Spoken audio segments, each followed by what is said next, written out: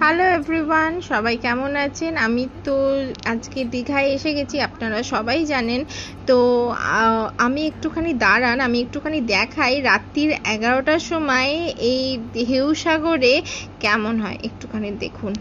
তো এই দেখুন, এটা হচ্ছে আমি হোটেলের বাইরে চলে এসেছি, আর বাইরের ভিউটা হচ্ছে ঠিক এই রকম, কোনো চিন্তা নেই।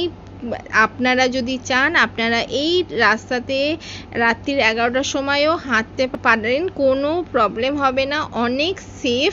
আর এইখানটা দেখুন পুরো হচ্ছে গার্ডেনিং করা, তো এইখানেও চাইলে আপনারা হাঁটতে পারেন, কোনো অসুবিধা নেই।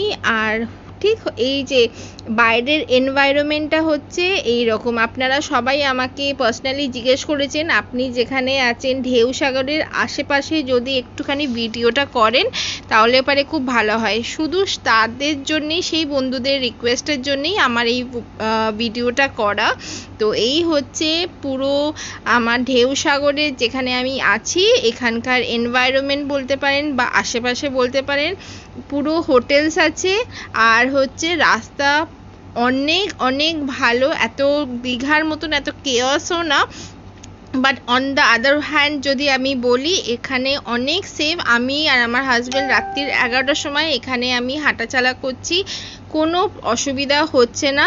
সো বন্ধু, তোমরা একবার হলেও ঢেউ সাগরে এসে থাকতে পারো, এটা আমার রেকমেন্ডেশন। তোমাদের ইচ্ছা, এবার তোমরা থাকতে চাইলেও তোমরা থাকতে পারো।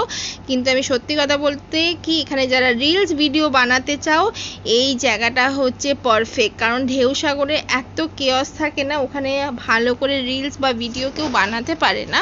কিন্তু এই জায়গাটা এনভায়রনমেন্ট বলতে খুব, দেখো এই যে এইখানটা যে আছে পুরো গার্ডেনিংটা এত সুন্দর যে কি বলবো।